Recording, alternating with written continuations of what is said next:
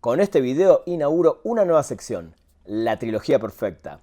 Y en este video, la trilogía perfecta de Red Hot Chili Peppers.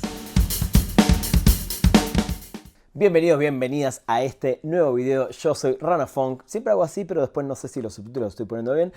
Bueno, las plaquitas. Y no olviden suscribirse a este canal donde hablo pura y exclusivamente de música, de mis discos, de mis experiencias y de todas esas cosas que tanto me gustan. Y a veces también hago streamings, así que los invito a seguirme, a activar las notificaciones y todo. Hoy inauguro una nueva sección que la tengo pensada hace muchísimo, pero bueno, por X o Y, como decimos en Argentina, nunca la había podido empezar. Y tiene que ver con este título llamado La Trilogía Perfecta. ¿Qué significa? Que son 3 discos que yo considero en la carrera de una banda, que no siempre son el debut y el segundo y el tercero, a veces están en el medio, pueden estar más al final, aunque sabemos que generalmente el prime de una banda muy pocas veces llega al final de su carrera. Y en este caso elegí a los Red Hot Chili Peppers. ¿De qué se trata esta sección? Obviamente voy a hablar de muchas bandas a través de diferentes videos, donde creo que 3 discos seguidos en su discografía son increíbles, son obras maestras. Alguno me gusta un poco más que otro, pero siento que es el prime absoluto de estas bandas, por lo menos a nivel discos, por lo menos a nivel lo que ofrecieron. Obviamente tiene que ver con mis gustos, con mi percepción de esos discos y con lo que de alguna manera también marcaron época.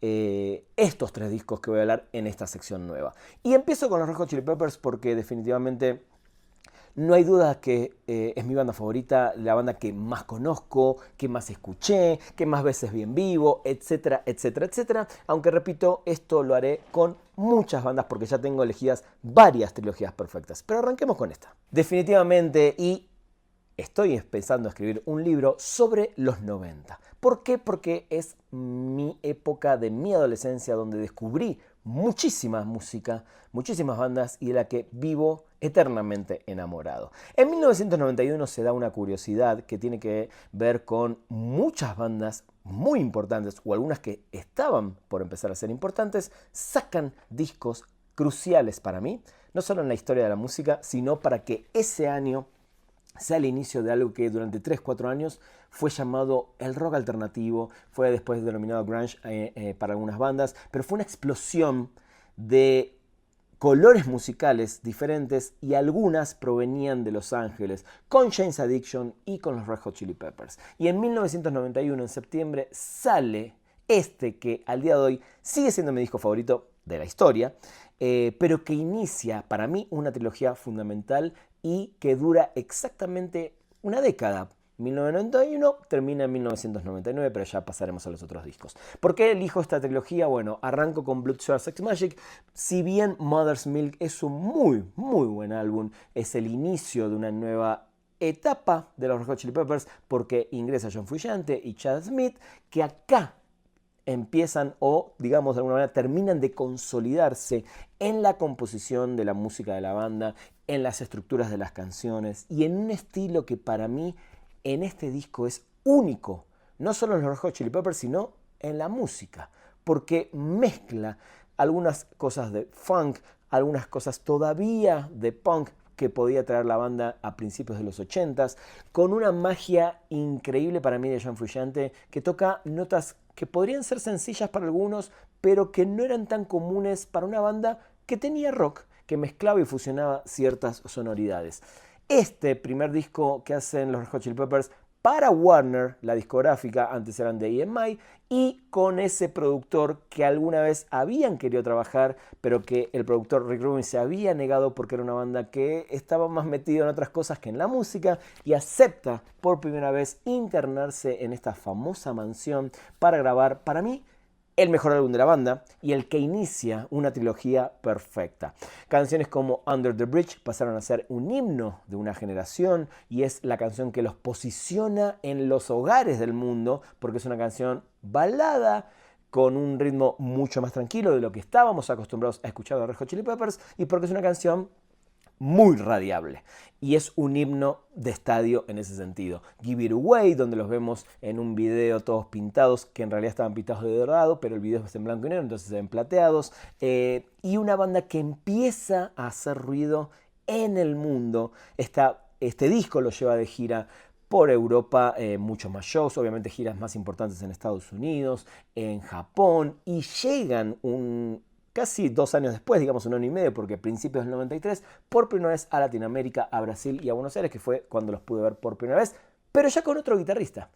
John Frusciante, en el medio de esa gira, finalizando parte de esa gira, dice: no soporto esto, no soporto la fama, yo pensé que iba a seguir tocando en lugares pequeños, haciendo solamente música, y le pegó muy fuerte el tema, obviamente, de consumo de sustancias, y se aleja de la banda, dejando la banda en plena gira, sin guitarrista, y es donde se suma Rick Marshall. Pero eso es para otro video, porque hoy inicio esta trilogía perfecta con Blood Sugar Sex Magik, que para mí, de vuelta, es un disco perfecto, con las canciones justas, con canciones increíbles que quedaron afuera, que alguna, como Soul to Squeeze, luego se revaloriza muchísimo porque aparece en una película, se le un videoclip, pero bueno, quedó fuera de este disco. El inicio de una trilogía perfecta, para mí, empieza con esta obra maestra, que es Blood Sugar Sex Magik, de 1991, de los Red Hot Chili Peppers. Claramente los Peppers tenían, y se iban a comer el mundo, ¿no? Pero, ¿qué pasa cuando alguien tan fundamental, sobre todo en la química de la banda, como fue John Frusciante, un guitarrista muy joven, más joven que los integrantes originales y que Chad Smith, se aleja de la banda? No me puedo haber imaginado, no me imagino el calvario interno que debe haber tenido la banda diciendo: wow, era nuestro momento, era el guitarrista perfecto, era la combinación justa.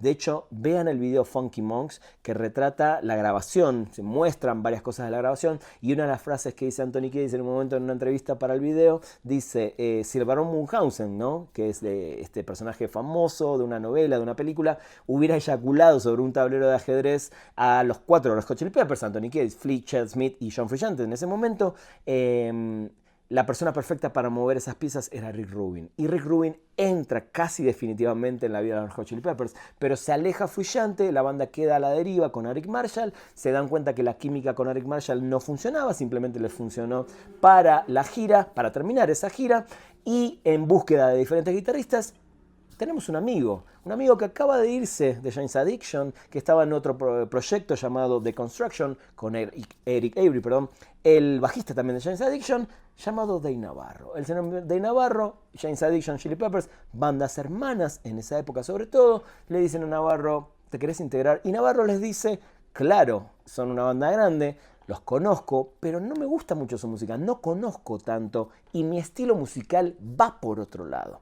Pero así todo lo intentan, empiezan a hacer canciones, hacen una famosísima presentación en Woodstock 1994, donde salen con los cascos estos del bombillo, y adelantan 2 canciones de One Hot Minute, como Warp y como Aeroplane. Aeroplane sí ya estaba finalizada, casi en su totalidad. Warp no tenía la letra final, pero ya se sentía una vibra y una manera de sonar mucho más pesada, más rockera, con otro color, y las mismas canciones de años anteriores, incluidas muchas de Blood Sugar Sex Magik, son tocadas por Dave Navarro a la perfección y con el toque sutil y los colores de Dave Navarro en su estilo. One Hot Minute, 1995, 4 años después para seguir esta trilogía perfecta. Y muchos me dirán: pero en ese momento muchos no aprobaron ese álbum, a muchos fans no les gustó, comercialmente no les fue bien, algunos sentían que era la debacle de los Red Hot Chili Peppers, que habían cambiado, que eran otros. Para mí, y por suerte, al día de hoy siento que este disco, que en su momento quedó un poco relegado, hoy es muchísima la gente que dice: wow, en ese momento no le di importancia, no le presté atención, pero acá salió para mí otra obra maestra, también producida por Rick Rubin, que sabemos que en esa época Anthony Kiedis volvía a rozar con algunos temas también de sustancias. Eso empezó a provocar algunos roces, y lo que había comentado Navarro, que él no entendía la manera de componer de Red Hot Chili Peppers. Muy diferente a lo que era Jane's Addiction, donde las canciones surgían de otra forma, surgían con otras ideas, y al acoplarse a los Red Hot Chili Peppers, Navarro se dio cuenta que era una banda más de vamos a la sala, llameamos, probamos, entre todos vamos armando, y se tuvo que acoplar. Pero se acopla para mí de una manera perfecta. Se podrán decir muchas cosas después, pero este es un disco maravilloso. Tiene energía, tiene actitud, tiene funk, aunque muchos dicen que no, tiene balada, tiene esa guitarra perfecta, esa combinación entre Jane's Addiction y Red Hot Chili Peppers, y tiene un sonido. Y para mí, el bajo de Flea y la batería de Chad Smith están en otro nivel. Navarro le impone una impronta muy, muy interesante, rellena mucho más a una banda que no era tan rockera, se iba siempre un poco más por el lado del funk, un poco más cruda y más sencilla, se podría decir, y Navarro le incluye otros colores. Este es un discazo. Ya haré un video especial de este disco en un par de meses, porque este disco está cumpliendo 30 años este año 2025. Así que trilogía perfecta, el segundo disco de esa trilogía, One Hot Minute de 1995 de los Red Hot Chili Peppers. Las cosas no estaban funcionando bien entre ellos, o eso es lo que se dice. Dave Navarro igual se sorprende con un llamado una noche cuando Flea le dice: no está funcionando, vamos a soltarte. La gira no le había ido muy bien, hubo algunos temas también en plena gira, Chad se rompe un brazo, tuvieron que postergar, bueno, pasaron muchas cosas. ¿Y quién vuelve al juego? ¿Quién reaparece en la vida de la banda? John Frusciante. John Frusciante, que la estaba pasando personalmente muy mal con el tema de las sustancias, también se le prendió fuego su casa, estuvo a punto de irse de este mundo y finalmente en una visita de Flea vuelven a hablar, vuelven a arreglarse y básicamente entre que Frusciante quiso volver y la banda quería volver a conectar con los que ellos sentían, sobre todo Flea y Anthony Kiedis sentían que su conexión real y espiritual y musical máxima en su vida hasta el momento había sido con John Frusciante. Obviamente se lo extrañaba y obviamente la discográfica también lo extrañaba porque a One Hot Minute no le había ido bien comercialmente. En 1998 retorna a la banda. Hacen una sesión interesante que se llama la sesión del teatro, Teatro Sessions, donde llamean, graban todo lo que tenían de material y de ahí empieza a surgir el material para el último disco de esa década, para mí cerrar esta trilogía perfecta y además también no solo quería empezar con esta trilogía porque son los Red Hot Chili Peppers, sino porque siento que los Chili Peppers en cierta manera, obviamente hay muchísimas bandas que también dominaron la década. Y cuando digo dominaron no significa que fueron la banda más importante, pero empezaron con un discazo abriendo en 1991, siguieron con un disco que para mí al día de hoy se resignifica muchísimo y cierran con el disco más vendido de su carrera, con el disco quizás más famoso de su carrera, porque tiene muchas canciones que se hicieron icónicas, clásicas, como la misma Californication, Around the World, Scar Tissue, Other Side, etc. Californication es un disco que vuelve un poco a la idea más de principios de los 90s de los Red Hot Chili Peppers, un poco más crudo. Es un John Frusciante inclusive más minimalista a la hora de tocar. No es el John Frusciante que inclusive años después escuchamos queriendo meter mucha más guitarra, mucho más efecto, mucho más relleno en general.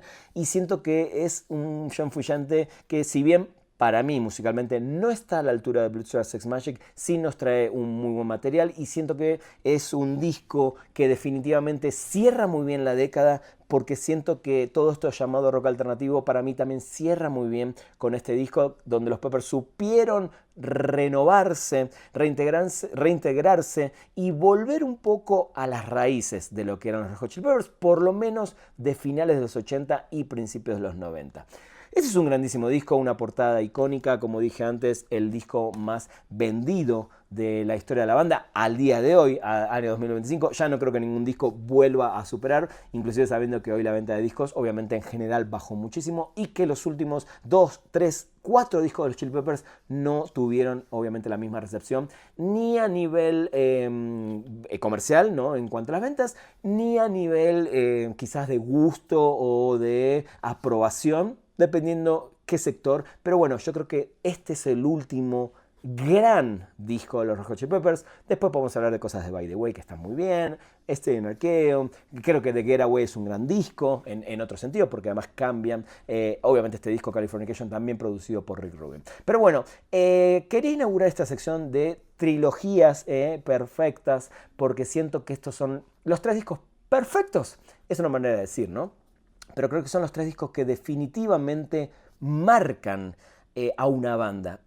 Son 3 discos que definitivamente ponen a una banda en el mapa, tienen un sonido muy particular, muy de ellos. Yo no sé si hay algún disco en el mundo que se parezca a alguno de estos 3. Son discos únicos, Son discos diferentes, son discos de una banda que se animó, que para mí ese es el prime. Los 90 es el prime de la banda en todo aspecto, compositivo, a nivel lírico, a nivel la conexión entre ellos, por más que fue caótico One Hot Minute, siento que hay una conexión diferente, un sonido avallazador, sobre todo en vivo con Dave Navarro, y este cierre de década con el regreso de John Frusciante es un hito, un momento único en la carrera de Red Hot Chili Peppers. Espero que disfruten de esta sección. No podía no arrancar con mi banda favorita.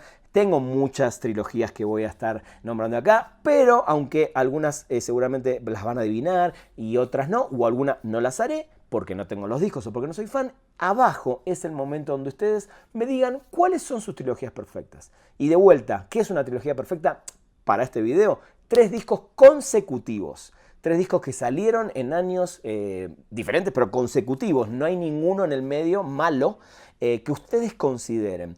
Podríamos hablar de bandas que tienen 4 y hasta 5 discos consecutivos en su prime, pero creo que 3 es un número que abarca bien un momento crucial en la historia de una banda. Y en este caso, para mí, no hay nada como los 90s en la vida de los Red Hot Chili Peppers. Este fue su prime. Blood Sugar Sex Magik, One Hot Minute y Californication. Yo soy Rana Fong, así me encuentran en todas las redes sociales y no olviden suscribirse a este canal si llegaron de casualidad o si todavía no estaban convencidos, suscríbanse y coméntenme qué opinan de esta trilogía y cuáles son sus trilogías perfectas de cualquier banda en la historia. Nos encontramos en un próximo video. Adiós.